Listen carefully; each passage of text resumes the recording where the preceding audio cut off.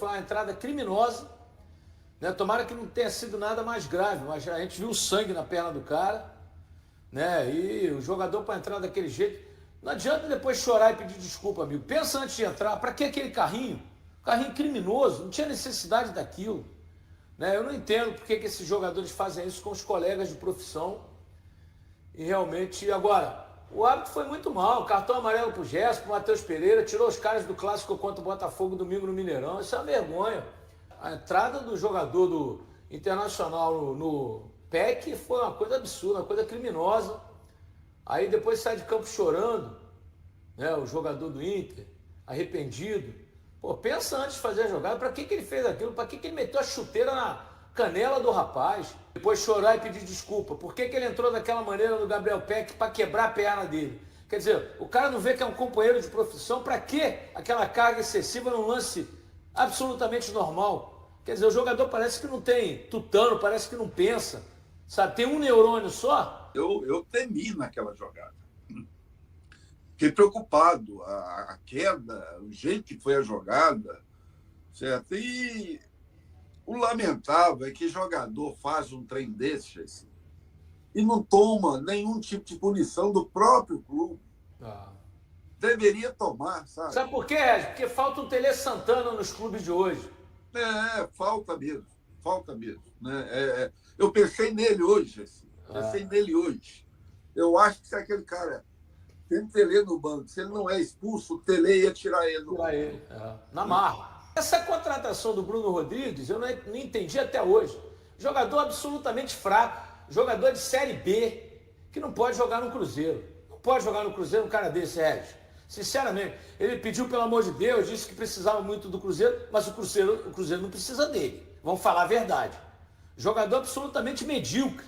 Agora, o Peck, primeira vez que eu vejo ele jogar com a camisa do Cruzeiro, que jogador. Lembrou muito o Peck do Vasco, que ia pra cima, ajuda na composição do time. Belo jogador. Aí vem o zagueiro do Inter e faz uma covardia dessa. Um cara desse, tinha que ficar suspenso o tempo que o jogador for ficar inativo. Tomara que ele seja só um corte mais profundo e nada tenha afetado o ligamento ou coisa parecida. Mas você vê a trava da chuteira entrando aqui, ó, pra quebrar, porra.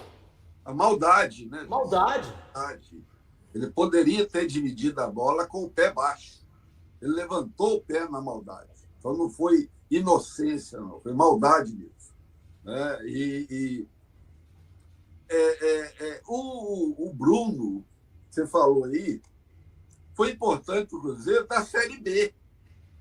A Série B foi importante. Foi um jogador que compôs bem a equipe naquela época, lá naquele retorno. Realmente é meio inexplicável esse retorno dele. Talvez tenha sido um bom negócio aí para compor elenco e tal, mas até hoje não justificou a contratação, não. Eu acho que, na verdade, até pelo apelo que ele fez, o Pedrinho ficou com dó e trouxe ele para o Cruzeiro, porque realmente ele não acrescenta nada ao time, é um jogador a menos. Quando ele entra em campo, o Cruzeiro fica com um homem a menos. A Copa do Mundo mostrou que em determinados lances, os árbitros têm que usar mais a consciência, usar mais o bom senso. Não tinha. Primeiro que a falta do Gerson não foi para cartão amarelo. Sabe, do Matheus Pereira, o cara anunciou, nem sei se levou mesmo. O narrador anunciou, não mostrou para ninguém, não sei se foi reclamação. Mas, porra, você não pode tirar dois caras importantes de um clássico contra o Botafogo sem que eles tivessem feito alguma coisa mais grave. Quer dizer, o árbitro tem que ter bom senso, cara. A falta do Gerson não foi para cartão. Foi uma falta comum de jogo. Sabe? Então, realmente, isso prejudica qualquer equipe. O Cruzeiro sem o Gerson e sem o Matheus Pereira contra o Botafogo, mesmo no Mineirão, é jogo complicado, Jorge. São dois desfalques, né, que pesam. Principalmente o Matheus Pereira. E acho que o Fagner também, viu? O Fagner, sim. O do Fagner foi merecido. O Fagner ele dá no cara. O do Fagner foi merecido. Agora, hoje é um dia bom, Jesse, para começar a pensar também na renovação da seleção. Né? O Matheus Pereira fez esse belo gol. Gol de quem tem inteligência. Gol de quem tem inteligência. Gol de 10. Gol de 10. Raciocínio rápido. Flamengo meteu 4 lá na Chapecoense com 2 gols do Pedro. Tomara que o Ancelotti lá no Canadá ele consiga ter visto, né? esteja acompanhando esse retorno do futebol brasileiro, porque, na minha opinião, a base para que o Brasil possa voltar a ter esperança é apostar mais em jogador que joga no Brasil. Mas vou te dizer, agora eu não quero que ele chame Matheus Pereira, Pedro, não. Os caras estão disputando o Libertadores para jogar caça-níquel na Austrália. Não, seu Ancelotti, leva agora o Igor Thiago, leva as merdas que você levou para a Copa. Porque o Matheus Pereira, o Cruzeiro vai precisar dele, vai precisar do Gerson, o Flamengo vai precisar do Pedro. Sabe? Então agora não queremos, não. A torcida do Cruzeiro não quer, não, vai protestar. Porque levar um jogador que você sacaneou, Ancelotti, porque o 10 do Brasil era o Matheus Pereira, e você não quis levar. O Kaique, lateral esquerdo, que foi vendido, você não quis levar. Agora você vai chamar, porque ele foi para a Itália. Sabe? Então a torcida do Cruzeiro, já estou falando antes. Hoje é dia 22 de julho. A torcida do Cruzeiro não quer que convoque o Matheus Pereira, não. Tá? A torcida do Cruzeiro não quer. E o Cruzeiro saltando 4 degraus da tabela do Campeonato Brasileiro, chegando ao 7º lugar com 27 pontos, apenas 13 distância do Bragantino, que é o 5º colocado. Fecha o G5 do Brasileirão, o time de Bragança Paulista com 30 pontos. É a Raposa pensando em brigar lá em cima no Campeonato Brasileiro. Foi um primeiro tempo bem acanhado por parte do Cruzeiro, pouco criativo, ainda que tenha feito 1-0. Foi um Cruzeiro muito abaixo, pela qualidade individual que tem, pela qualidade coletiva também que possui. Um Cruzeiro ficando, talvez, aí no compromisso, na responsabilidade de fazer um segundo tempo completamente diferente, né? E talvez esse puxão de orelhas por parte do Arthur Jorge tenha acontecido no intervalo, porque foi o Cruzeiro completamente diferente. A volta mesmo ali, nos minutos iniciais, o Cruzeiro já havia finalizado com menos de 5 minutos, 2 vezes no gol do goleiro Antony do Internacional.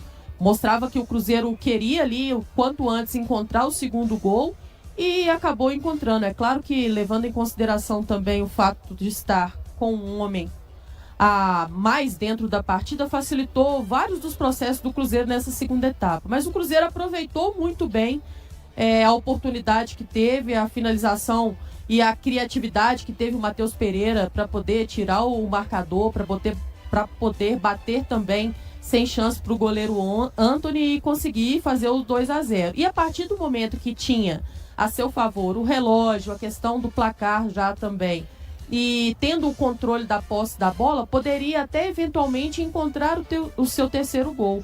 Por pouco não encontrou, talvez tenha faltado um pouco mais de capricho, um pouco mais também de inteligência para poder rodar um pouco mais a bola, para fazer com que o Internacional pudesse se desgastar um pouco mais.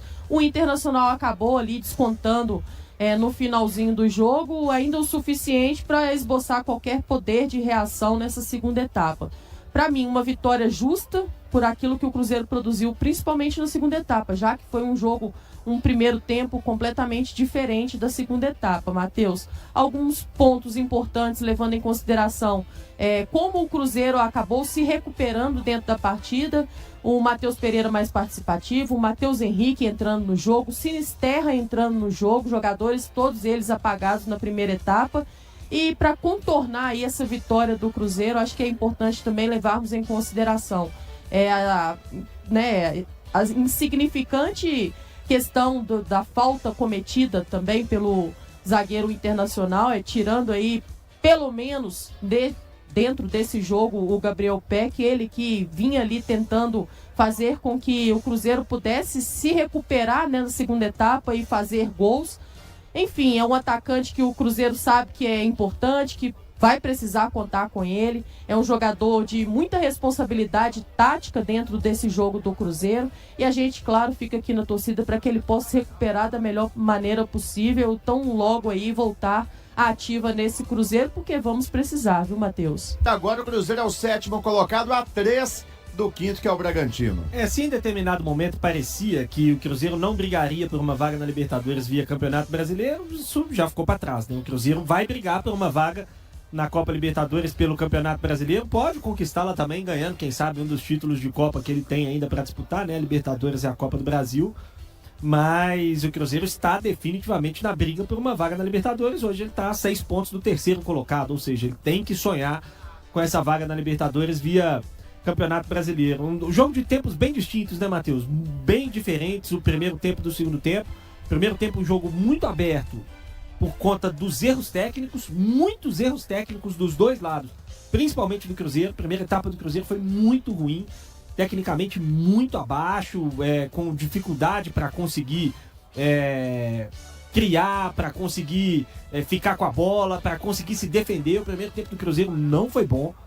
No segundo tempo, o Cruzeiro melhorou. A volta do Cruzeiro até os 30 minutos no segundo tempo, o Cruzeiro controlou o Internacional, criou oportunidades, não permitiu que o Internacional chegasse com muito perigo no seu gol, né, como foi no primeiro tempo.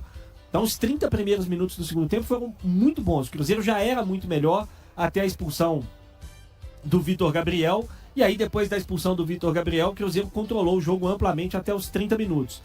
Sobre a expulsão, né, importante a gente falar que é uma entrada inaceitável do Vitor Gabriel, força excessiva por cima da bola.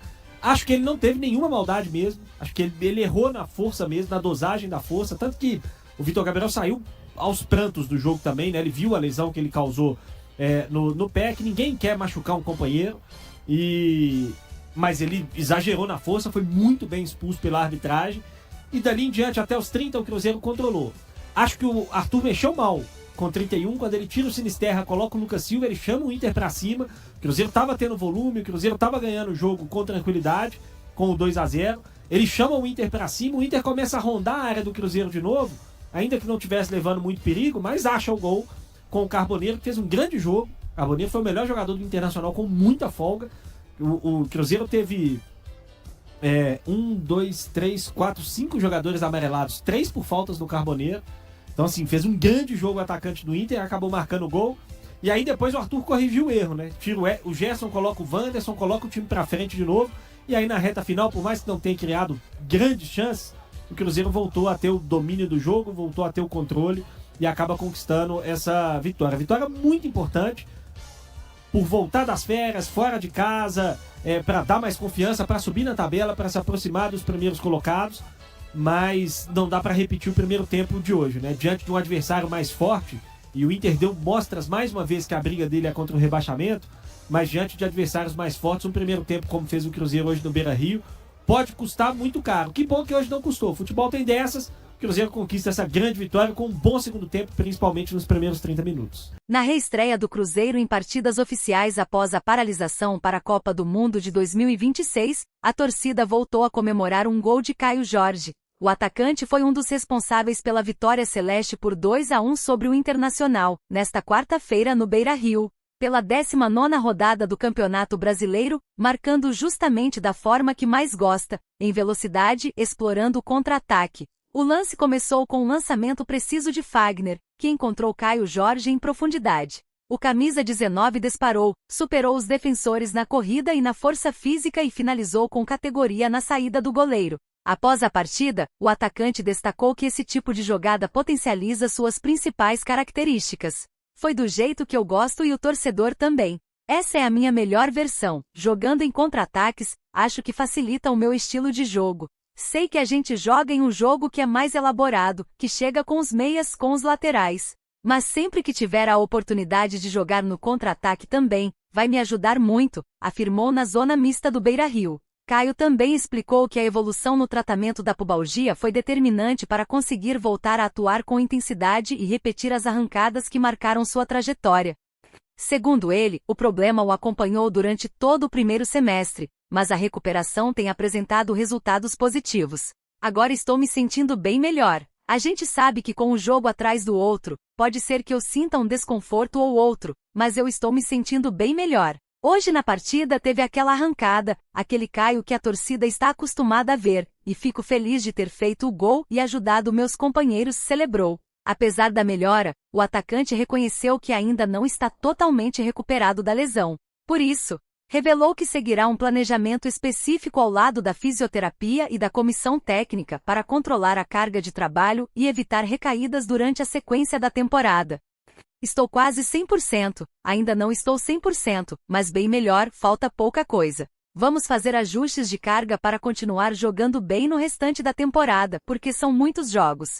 Hoje, querendo ou não, o campo estava bem pesado, encharcado, a grama com um pouco de lama, que na TV parece que está tudo lindo, mas lá dentro é difícil, concluiu. E aí, galera, o que acharam? Deixem suas opiniões nos comentários. Não se esqueçam de deixar o like, se inscrever no canal e ativar o sininho para receber as notificações. Até mais, Nação Celeste! Vamos pra frente!